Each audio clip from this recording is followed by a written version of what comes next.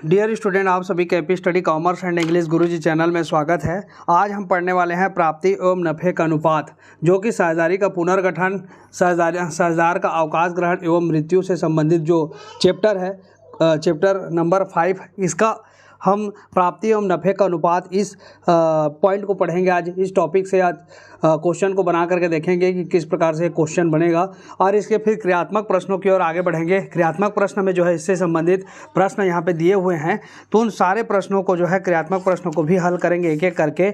हमने पिछले वीडियो में क्वेश्चन नंबर 5 तक सॉल्व किया है। आज क्वेश्चन नंबर 6 से ये देखिए यहाँ पर लिखा हुआ है लाभ प्राप्ति अनुपात, 6वें नंबर का जो प्रश्न है यहाँ से हम स्टार्ट करेंगे। तो चलिए इससे पहले हम इसके थ्योरी सेक्शन से स्टार्ट करते हैं और समझते हैं कि ये किस प्रकार से इसके जो प्रश्न है उसको सॉल्व करना है।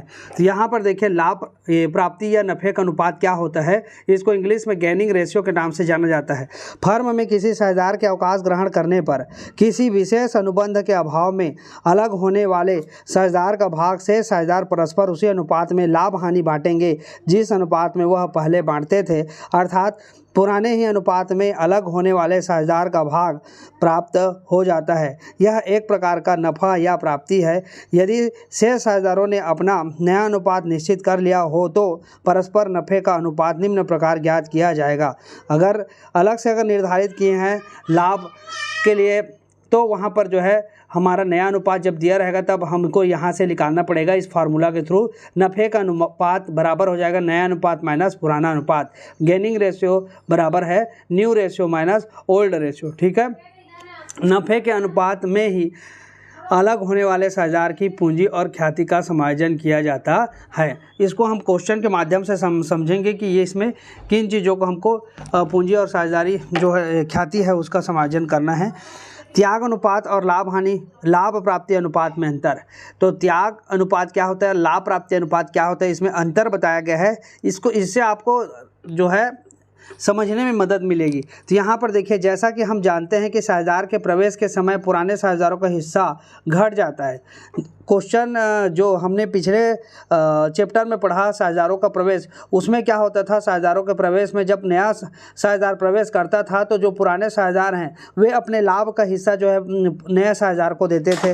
पुराने साझेदार अपने लाभ का हिस्सा किसको देते थे, नया साझेदार को देते थे। तो पुराने साझेदारों का जो हिस्सा होता था वह घट जाता था पहले, तब त्याग अनुपात की गणना की जाती थी। और उस समय जो है नया साझेदार जब प्रवेश करता था उस समय हम त्याग अनुपात की गणना करते थे। क्यों करते थे, क्योंकि नया साझेदार को उस लाभ जो है लाभ में से हिस्सा देना रहता था। इसलिए पुराने साझेदार जो होते थे वे अपने लाभ के कुछ भाग को नए साझेदार को त्याग के रूप में देते थे, मतलब नया साझेदार को देते थे, मतलब वे त्याग करते थे, इसलिए जो है नया साझेदार फिर प्राप्त करता था। ठीक है, तो उस समय त्याग अनुपात की गणना करते थे। जबकि साझेदार के अवकाश ग्रहण करने पर अथवा मृत्यु होने पर शेष साझेदारों का हिस्सा बढ़ जाता है, तब लाभ अनुपात की गणना की जाती है। क्या बोल रहा है कि अवकाश ग्रहण करने पर, अवकाश ग्रहण कर लिया या मृत्यु हो गया, अवकाश ग्रहण मतलब साझेदारी फर्म से अलग हो गया, या फिर मृत्यु होने पर क्या हो जाता है, उसके जो हिस्सा होता है साझेदार का, जिसकी मृत्यु हो गई या अवकाश ग्रहण कर लिया, जो जिस हिसाब से फर्म में लाभ में हिस्सा प्राप्त करता था, तो उसके हिस्से को साझेदारों का हिस्सा, उस हिस्से को जो है शेष साझेदार जो बचे रहते हैं पुराने जो से मतलब उसको छोड़ करके और जो साझेदार हैं उन साझेदारों को उसके हिस्से में क्या हो जाएगी, बढ़ोतरी हो जाएगी, उसका हिस्सा बढ़ जाएगा शेष साझेदारों का। तब लाभ अनुपात मतलब गेनिंग रेशियो की गणना की जाती है।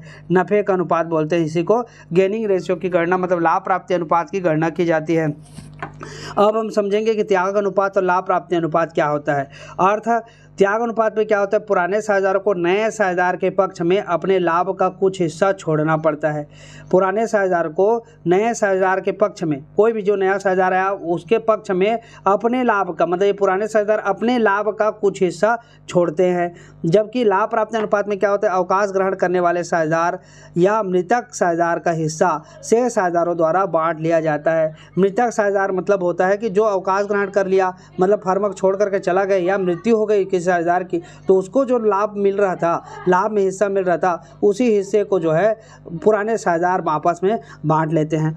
फिर सूत्र लिखा है क्या, त्याग अनुपात का सूत्र है old ratio minus new ratio, मतलब पुराना अनुपात माइनस नया अनुपात, जबकि लाभ प्राप्ति अनुपात का फार्मूला है new ratio minus old ratio, मतलब नया अनुपात माइनस पुराना अनुपात। अब गणना का समय, गणना त्याग अनुपात की गणना करते समय नए साझेदार के प्रवेश के समय जो है त्याग अनुपात की गणना की जाती है, जबकि लाभ प्राप्ति अनुपात की गणना जब कोई साझेदार अवकाश ग्रहण करता है या मृत्यु हो जाती है उस समय की जाती है।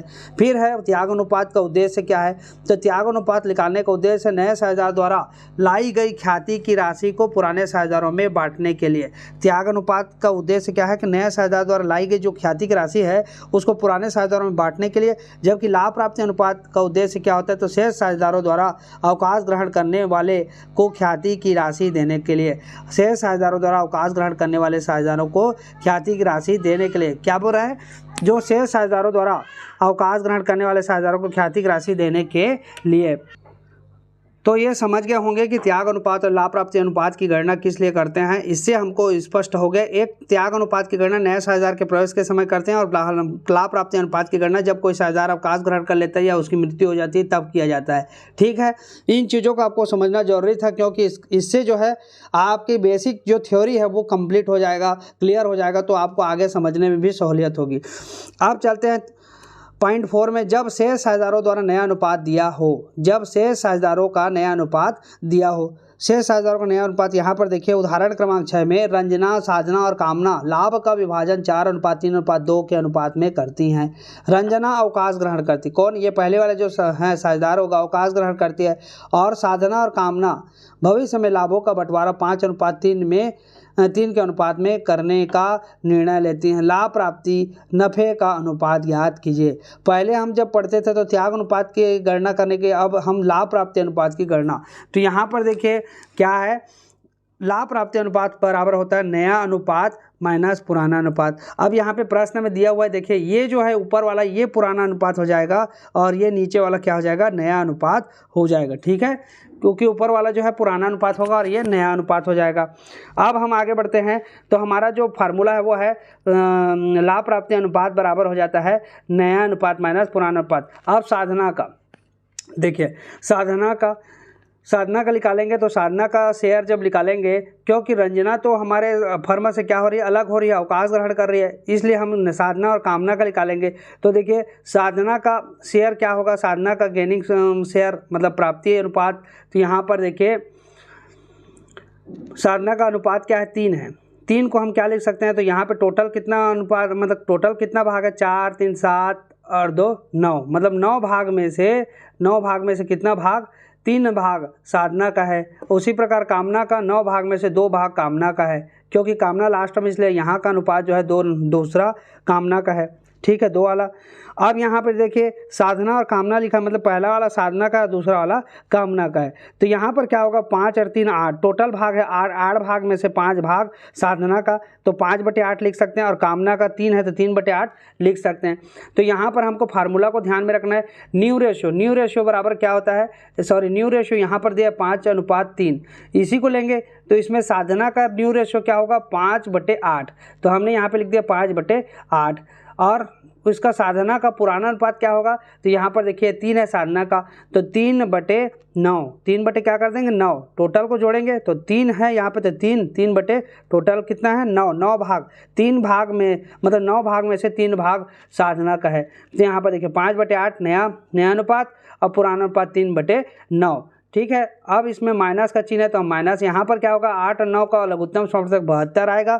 अब 8 से भाग देंगे इस 72 को, तो क्या हो जाएगा, 8 निया 9 आएगा भागफल। अब इस भागफल का गुणा ऊपर वाले से 9 5 45, उसी प्रकार 9 से भाग देंगे 72 को, 9 8 8 आएगा, और 8 का गुणा ऊपर वाले से करेंगे तो 8 तिया 24, तो 45 में 24 क्या करना है, घटाना है, तो हमारा कितना आ गया, 21/72 आ गया। ठीक है, उसी प्रकार कामना का भी देखेंगे, तो कामना का भी पुराना अनुपात देख लीजिए क्या है, तो कामना का जो पुराना अनुपात है वो है 2। कामना का पुराणानुपात कितना दिया हुआ है 2 है। यहाँ पर से देखेंगे कामना का पुराणानुपात 2 है और नया अनुपात 3 है, मतलब 2 बटे इसको क्या लिख सकते हैं 9, और यहाँ पर 3/8 लिख सकते हैं, क्योंकि 5 और 3 8, टोटल 8 है, यहाँ पे टोटल 9 हो रहा है। ठीक है, तो इसको 2/9 और इसको 3/8। तो सबसे पहले तो हमको नया अनुपात को लिखना है, तो 3/8 माइनस 2/9 बराबर क्या हो जाएगा, तो 72 लघुत्तम समावर्तक आ गया। अब 72 को भाग देंगे 8 से, तो 8 निया 9 भागफल आया, 9 भागफल का गुणा ऊपर वाले से करेंगे 8 के ऊपर वाले से, तो 9 दूने 18, 9 तिया 27, तो यहाँ पे 27 लिख दिए। उसी प्रकार 9 से भाग देंगे इस 72 को, तो 72 9 8 8 आएगा, भागफल 8 का गुणा ऊपर वाले से करिए, 8 दूने 16, मतलब क्या हो रहा है 27 में 16 माइनस करेंगे तो कितना बचेगा 11, 11 बटे आपका 72 हो जाएगा। अतः गैनिंग रेशियो बिटवीन साधना एंड कामना, मतलब साधना और कामना का जो लाभ प्राप्ति अनुपात हुआ है 21:11, 21:11, 21 और 11। इस ऊपर वाले को हमको ध्यान में रखना है, नीचे से हम लोग को मतलब नहीं है, ऊपर जो रेशियो दिया है इसी को ध्यान में रखना है, तो 21:11 हो जाएगा। ये क्या है गेनिंग रेशियो, इसी प्रकार से निकालना है। लाभ प्राप्ति अनुपात हमने निकाल लिया, ठीक है, तो इसी प्रकार से आपको भी लाभ प्राप्ति अनुपात की गणना करनी है। दूसरा को भी समझते हैं। उदाहरण क्रमांक 7 को इसमें लिखा है, रमेश, मुकेश और महेश एक फर्म में क्रमशः 5:3:2 में साझेदार हैं। मुकेश फर्म से अवकाश ग्रहण करता है। रमेश और महेश, देखिए मुकेश फर्म से अवकाश ग्रहण करता है ना, बीच वाला, और रमेश और महेश अपना अनुपात 3:2 रखने का निर्णय लेते हैं। यहाँ पर पुराना अनुपात भी दिया हुआ है और नया अनुपात भी दिया हुआ है। नफा या प्राप्ति अनुपात बताइए। देखिए इस प्रश्न में भी नया और पुराना अनुपात दिया, तो हम सीधा फार्मूला का यूज करेंगे, प्राप्ति या नफे का अनुपात बराबर नया अनुपात माइनस पुराना अनुपात। तो नया अनुपात माइनस पुराना अनुपात। अब रमेश का देखेंगे, तो रमेश का देखिए, रमेश फर्स्ट में है तो ये फर्स्ट वाला ही होगा, तो इसको क्या लिख सकते हैं, तो 5, 3, 8 और 2 10, मतलब 10 भाग में से 5 भाग रमेश का है, इसलिए 5/10 लिख सकते हैं।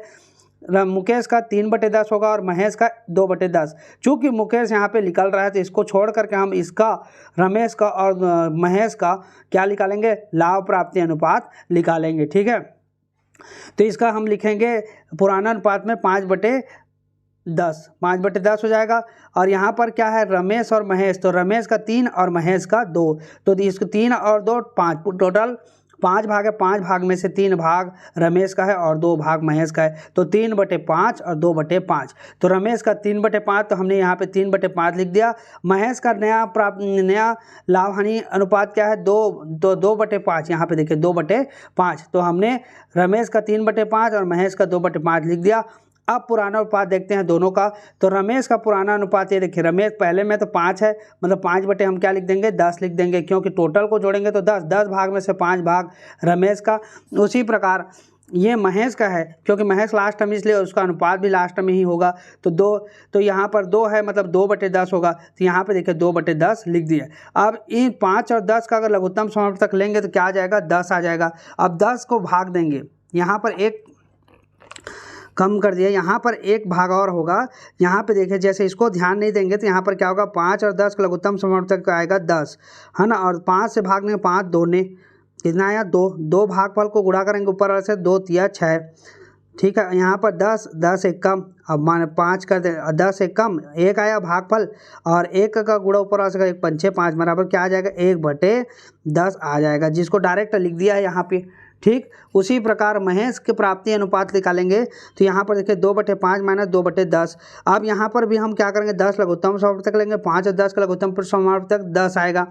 अब 5 से भाग देंगे इस 10 को, तो 5 दूने 2 आया भागफल, 2 का गुणा ऊपर वाले का 2 दूने 4। अब यहाँ पर कितना है 10 है, 10 का 10 से भाग देंगे 10 एक कम 1 आएगा, अब 1 का गुणा ऊपर वाले से करेंगे तो 1 दूने 2, मतलब क्या हो जाएगा 2/10 आ गया। ठीक है, जिसको डायरेक्ट यहाँ पर लिख दिया गया है। तो इस चीज़ों को समझना है आपको। अतः मोहन नहीं है, मुकेश क्या है रमेश और महेश है, ये महेश, ठीक है। रमेश और महेश का प्राप्ति अनुपात क्या हो जाएगा 1:2, इसको यहाँ पे लिख दिया गया 1:2। तो ठीक इसी प्रकार से क्रियात्मक प्रश्न के जो क्वेश्चन है वो भी बनेंगे लाभ प्राप्ति अनुपात वाले। तो हम एक क्वेश्चन को बना करके समझेंगे क्रियात्मक प्रश्न के। यहाँ पर हम पहला क्रियात्मक प्रश्न को देखेंगे 6वां नंबर का लाभ प्राप्ति का।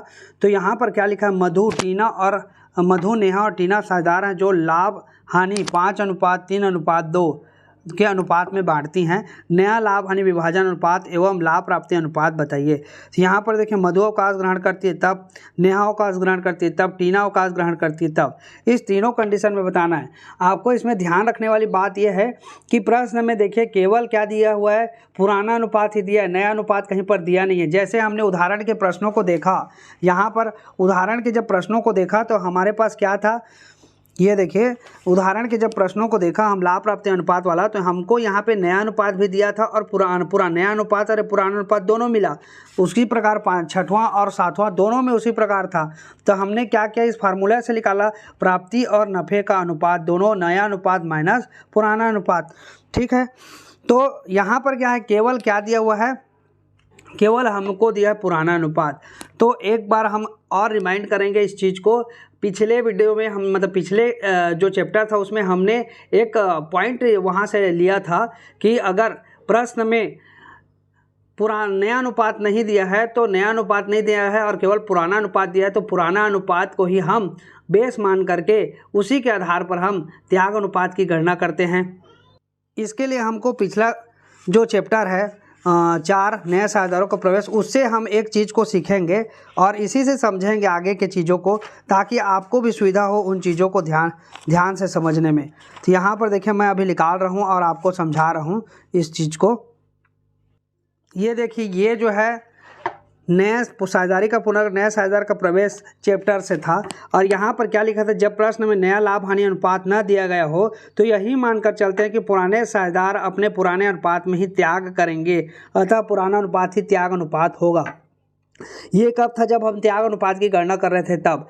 ठीक उसी प्रकार जब हम नया अनुपात की गणना कर रहे हैं उस समय भी इसी फार्मूला को, इसी टिप्पणी को ध्यान में रख करके हमको क्या बनाना है, प्रश्नों को हल करना है। अब इसमें क्या हो जाएगा, जब प्रश्न में नया लाभ हानि अनुपात ना दिया गया हो तो यही मानकर चलते हैं कि पुराने साझेदार अपने पुराने अनुपात में ही लाभ प्राप्ति करेंगे या प्राप्ति करेंगे। यहाँ पे त्याग की जगह क्या हो जाएगा, प्राप्ति हो जाएगा, प्राप्ति करेंगे, अतः पुराना अनुपात ही प्राप्ति अनुपात होगा। ऐसा हम मान करके यहाँ पर प्रश्न जो है क्रियात्मक प्रश्न क्रमांक 6 को सॉल्व करेंगे। ठीक है, क्योंकि जब ऐसा प्रश्न में दिया रहेगा, केवल पुराना अनुपात दिया रहेगा, तो उसी टिप्पणी को आपको ध्यान में रख करके बनाना है। ठीक, तो यहाँ पर क्या हो जाएगा, जब मधु, नेहा और टीना तीनों हैं, अगर एक अवकाश ग्रहण में जा रही, जैसे मधु अवकाश ग्रहण में जा रही है ना, अवकाश ग्रहण करती है मधु, तो ये अभी मधु का हिस्सा क्या है, 5 है, तो नेहा और टीना है, तो नेहा और टीना का कितना हो जाएगा, 3 और 2, तो इसी को हमको 3:2 को ही क्या मान लेना है, प्राप्ति अनुपात मान लेना है। अब इसी को हमने यहाँ पे बनाया हुआ है, देखिए दिया है मधु, नेहा और टीना, तो 5:3:2, इसको हमने क्या लिख सकते हैं, 5/10, 3/10 और 2/10 लिख सकते हैं।